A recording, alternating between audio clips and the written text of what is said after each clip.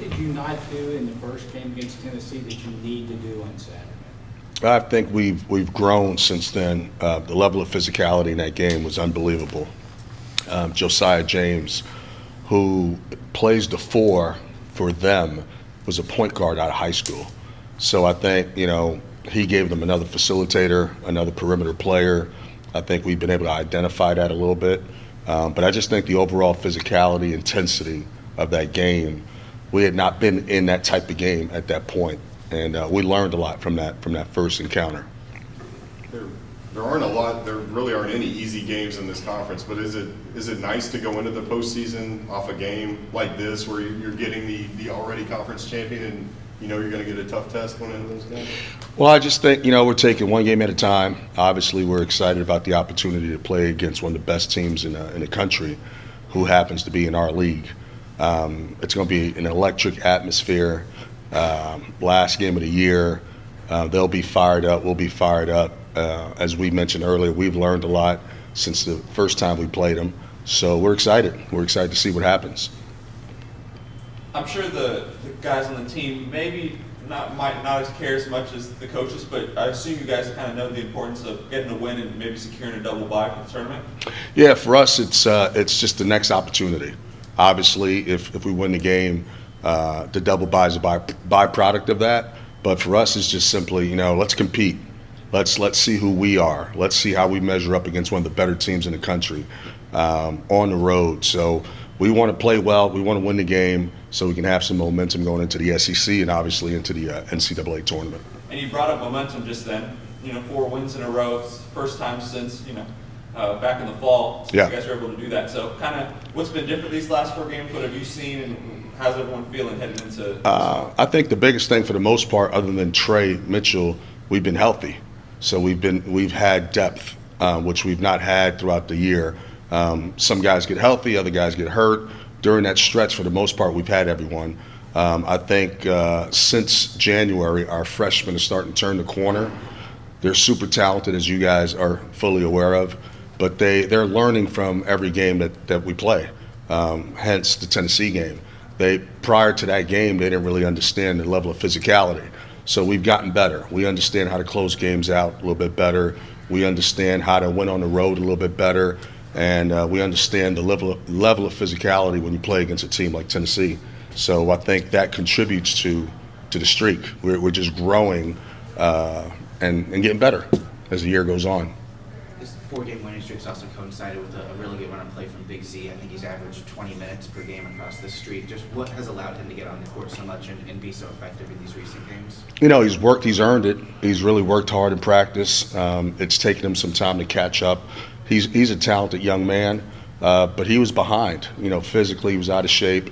I think the first night where he played at Rupp was an electric night for all of us because we have not seen anything like that. But the reality is he was not in shape. He still had to learn how we played offensively and defensively. So he's starting to catch up now. And our guys are starting to feel more comfortable playing with him. And he's just a unique player. He can pick and pop and shoot the 3. He can short roll to the elbows and the free throw line and facilitate, which he's done a few times. And because of his size, he can roll all the way to the rim and catch lobs. Yeah, Cal specifically mentioned a couple times about him being behind defensively, and he's not going to play guys unless they're bringing something on that end. So when it came to his defensive progression, was that just a matter of time? Was it a matter of him becoming better acclimated? How did you see him make strides in that area? I think Big Z, along with all of our bigs, have been incredibly mature about our situation and our season. They all understand, look, you've got to defend and rebound for us to get better, for us to win games, for us to make a run in the SEC and in the NCAA tournament. And if you're not going to defend and rebound, then you're not going to play. And I think those guys took on that responsibility, took on that challenge, and they didn't make any excuses. They didn't point any fingers. And Z is a byproduct of that. He just said, okay, I got to get better, which he has. And we've seen an improvement in his play. Along those lines, Cal said Wednesday night he didn't really see himself shortening the rotation going into the tournament, which he usually does. And for the bigs, that maybe meant if you need defense, Ugo; if you need offense, Z. Sure. If AB's on, play him. In those situations, do you as coaches have to kind of be in their ear to help pump the other guys up who aren't playing, or do they just get it at this point? This group is a unique group that way. As I mentioned earlier, Yeah. they're really unselfish. They really like each other. They really root for one another. So I don't think they have any ill will towards one another, any jealousy, any envy. They're great teammates. So they understand if Z's got it going that night, the other two are happy for him. Ugo broke a record, I think, a month ago. If you watch the film, Z and AB are ecstatic. You know, AB played really well a week ago. Z and Ugo are ecstatic. So it's a unique situation, a unique group of people that we have on this team. You don't find that on every team, and I think that's what makes us, you know, unique and special, and it's the reason why we won 22 games. One of the reasons why we won 22. And what have you seen out of Aaron's personality? Not just kind of amid Yeah. that chemistry, but really, I mean, since you got here the whole season. He's got a joy to him that that a lot of people don't have. You know, whether he plays 10 minutes or plays 20 minutes, obviously he's a competitor. He wants to play. He wants to compete. But he just has a joy to him. So he lights the room up when he walks in, or lights the gym up. Everyone is better when he's around. And I think he knows that. I think he understands that. I think he understands how he affects Z and Ugo and the rest of our team. And I think Z has publicly mentioned that before, how AB has helped him along this journey. So kind of related to that, I don't know if you've noticed the celebrations. It seems like Trey's kind of been the ringleader of those the last few games. Yeah. Kicking the field goal, dunking them. Yeah, yeah. And what do you guys think as coaches when you look down and see that? You know, when it's happening during the game, I have no idea, because I'm on the front of the bench and I just can't see. So towards the end of the bench, but the next day I'll see it on Twitter or social media. You know, those guys are having fun, and we're working really, really hard. We're really committed. We're owning the responsibility that's given to us. But you know what they do is they remind you that this is still a game, and you got to have fun. You got to enjoy it. If you don't enjoy it, you're not having fun. You know, why are you doing it? And I think in those moments, it's a reminder to all of us, like, you got to have fun with it. Circling back to the question about the not being able to shorten the rotation, I mean, as a coach, do you view that as a good thing to have that many options, or to kind of worrisome to be this late in the season, maybe not know the 7 or 8 guy? No, I'd rather have them. You know, it's you don't need them until you need them, and there's some teams around the country that don't have the luxury that we have. So I think it's a good thing that we have the depth. And again, because these guys have been tremendous in terms of being great teammates and understanding that this is greater than themselves, we don't have any issues in terms of wanting to play more and jealousy. We just don't have that. And I think they understand where they're at. We're at Kentucky, and it's not about us. It's about we. And we've got a chance and an opportunity to do something special. So they're all willing to sacrifice for the greater good. Look, obviously, Knecht's had a big year for Tennessee, but it seems like Adu has really come on as a player this year. What do you see out of him, and how important is he to what Tennessee's trying to do? Adu gives us unbelievable physicality and athleticism that a lot of players just don't have. In a league that's super athletic, he's as athletic as anyone in this league. So when he's playing with physicality and athleticism, he becomes another rim protector, another shot blocker. We can roll him above the rim and pick and rolls in a dunker spot, get easy baskets on lobs. He can get downhill. He's done an unbelievable job of getting downhill and facilitating to shooters. So we need him. He's been really, really good. He's as you mentioned, he's developed nicely throughout the year, and he's got a nice run. We're hoping that he continues with his development, because we need him as the year goes on. As to Knecht, how do you contain him? You may not be able to. We did a good stop job. him, We did a good job the first game. We were physical with him. I thought Justin Edwards, for a young guy, really stepped up to the challenge. He matched his physicality, his athleticism, took away his airspace, challenged every cut, challenged every shot. Obviously, Knecht and Coach Barnes are also watching the film, so they'll be better prepared the second time around. But we've gotten better as well. So we just got to, make it difficult on him. No easy looks.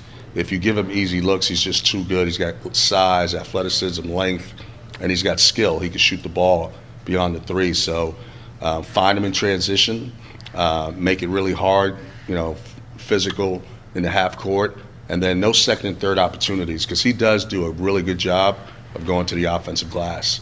When he can't get his shot off or he can't get an open look, he gets to the free throw line quite a bit and gets to the offensive glass. We talked about Aaron a bit ago with some of his off-court stuff, but on the court, I think Cal said on Wednesday night that he still needs him to be a bit more physical at times, and that's maybe because it was kind of limiting his opportunities. And he feels like that's been kind of a season-long thing, is trying to elicit that physicality from him. So at this point in the season, how do you try and draw that from him, and maybe where does he need to still take a leap in that physical presence? I think every time we play a physical team like we did a month ago against Tennessee, it's a point of reference for us as coaches. When you don't know, you don't know.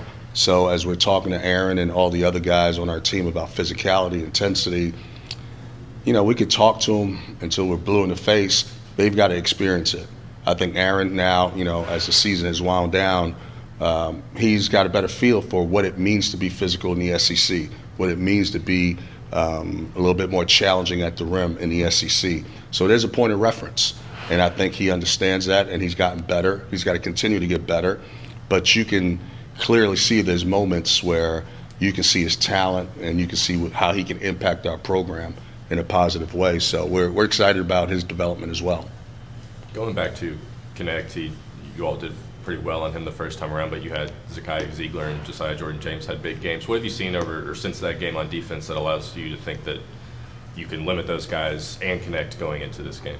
The Auburn game a few weeks ago, they were one of the best defensive teams in the country, one of the best offensive teams in the country. We were able to go on the road and slow those guys down, which led us to believe that we're getting better defensively. We've had a number of games in the second half of the season where we held teams under 39-9. Typically, that's the number. If you can hold teams under 39%, you got a pretty good chance to win the game. And if I'm not mistaken, we did it 4 times, which we had not done in the first half of the year. So there's growth. So we feel good about that. Our young guys have a better feel for, hey, Ziegler can play. I think I mentioned it earlier, when you don't know, you just don't know. But now that they've played in that game, they have a better understanding of how good Ziegler is. Josiah James is a 22, 23-year-old McDonald's All-American. I think people forget that. He was one of the best players in the country. So now our guys have a better feel for how good he is. Although he's averaging 8.5 points, he's very capable of scoring 20. He was one of the better players in the country 4 years ago. So we've grown that way. We have a better understanding of personnel. We've got a better understanding of how we want to execute defensive schemes. And we've had moments where it's shown. So hopefully Saturday night will be another moment where we play really well defensively. Coach Cal has said it on multiple occasions that this team's built for March. But in your eyes, what are the characteristics about this team that make them possible to win 6 games in a row at the end of the season?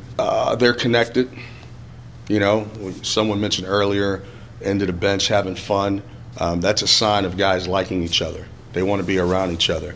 You can't make a run in March if you have no chemistry. We've got chemistry. We can score the ball. You need to score the ball in March. We can clearly do that. You need depth. I think we had mentioned earlier, is that an issue, because you got to make decisions as a coach. We'd rather have it than not have it. So we've got all the makings of a team that can make a run. And then we've got a guy who leads our program, who's done it before, a Hall of Fame coach in John Calipari. This is not his first rodeo, so he understands how to do this, which instills confidence in our staff and instills confidence in our players. So we got a chance. We just got to continue to develop and get better. You mentioned where you sit on the bench, you sit in that first seat. Yeah. I know different assistants have different responsibilities during the game. What are you supposed to be doing? What are you looking for when you're watching a game from the bench? Yeah. Games going on? Most of my responsibility is play calls.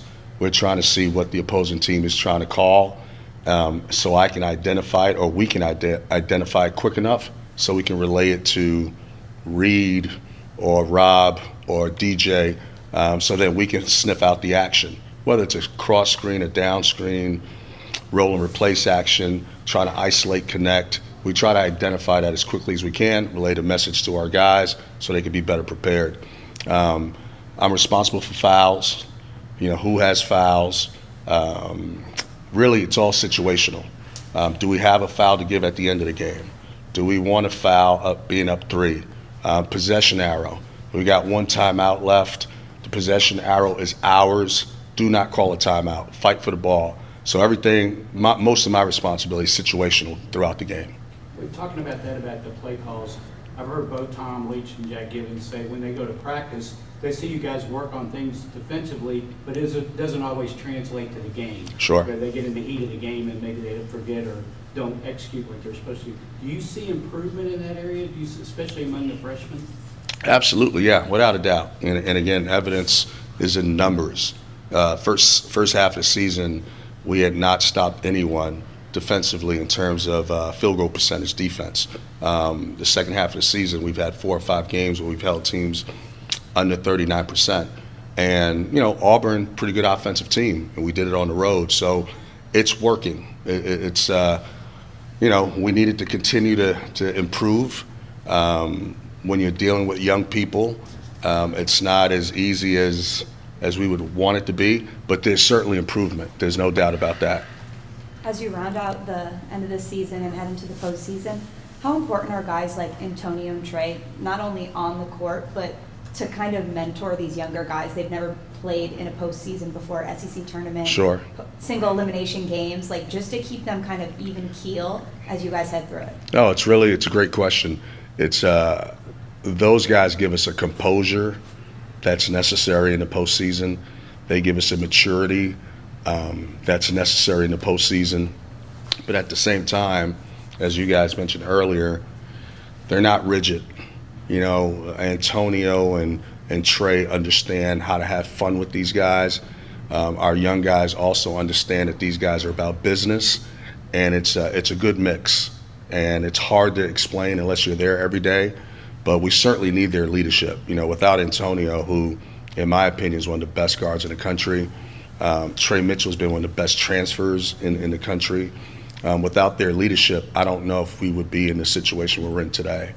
Trey, sorry, I didn't mean to cut you off. Trey kind of said that on the bench, when he does those games and those fun celebrations, that it helps maybe some of the guys who've come off the court if they're in their head or something like that. As coaches, when you look down and you're looking who's going to go in next, does that help you say, he looks like he's in a good mindset and he's not kind of sulking on the bench? Yeah, I think it helps. I think we have a good feel for who our guys are. I think that does help, but even if they weren't doing it, we've got a good feel at this point for who these guys are, and we got a good feel for, are they ready at that moment to sub in that particular situation.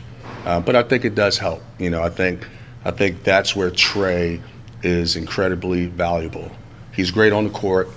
He gives us a pick and pop 4-man. He's really smart. But that carries over off the court. The fact that he's thinking like that gives you an indication of who he is as a teammate. How many guys have you been around who are kind of as casual as scorers as Antonio and kind of put up those quiet 20 games and just really find their spots throughout the game like he's been able to this season? Yeah, not many. I've been doing this for 25 years. He's, I think someone described him as a quiet assassin. He really is. He doesn't celebrate much. He hits a 3. He's unassuming. He gets a dunk. He's really improved driving the ball. He's got a float game. His float game is as good as anyone in the country. He can make it at 10 feet. He can make it at 12 feet. He can make it from the wings, different angles. And you just kind of, he's scoring the ball. You're in the game. You see it. But it doesn't really hit you until the end of the game. He's got 22 or he's got 30. And he's special. He really is. I know he's not the most vocal guy, but you mentioned the younger guys kind of look up to him, and Trey is all business. How much does it help when they maybe see a guy do that and he is so unassuming to kind of follow those professional tendencies, I guess, a lead by example thing? Yeah, I think it's great, because I think Antonio has no ego, which I think, our young guys recognize that. Here's a kid young man who's potential All-American here at the end of the year. has had a great year, as good as any guard in the country, and he never talks about himself. He's never celebrated. He's not celebrated as much as I think we should celebrate him. And I think our guys recognize that and say, you know what, we can take a page from Antonio's book and maybe carry ourselves that way. But the great thing about Antonio is this is who he is. He's not trying to change you. He's accepting you, whether it's Rob or DJ or Justin, Z, because we've got tons of personality on this team. Antonio's okay accepting you for who you are. So he's tremendous. And trying to piggyback off that, if Antonio's a quiet scorer, then Rob's really loud, I would say. He's loud, yeah, he's pretty loud. Makes one or two, and then who knows what can happen after that. Really been taking over a lot of games these last couple weeks to end the season. Obviously scored 35 the first time, so just kind of talk about his game these last couple of weeks and the way he's really, maybe turned the corner, especially in those kind of fourth quarter situations. Sure, yeah. First, Rob really works at it. Like I mentioned earlier, all our guys are gym rats.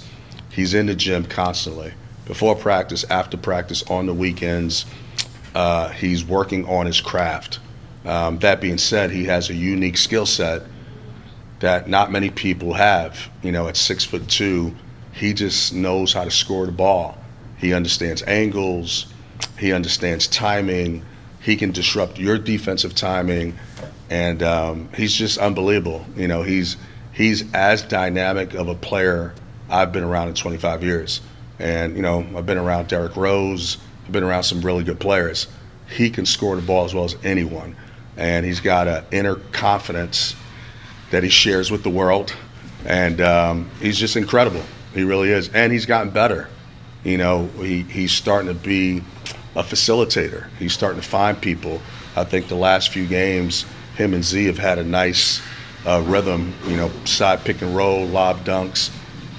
Rob can really, really play. He's gotten better defensively. He's a good teammate, and he's committed to it. Like, he's really working at it. So it's good to see those guys have success.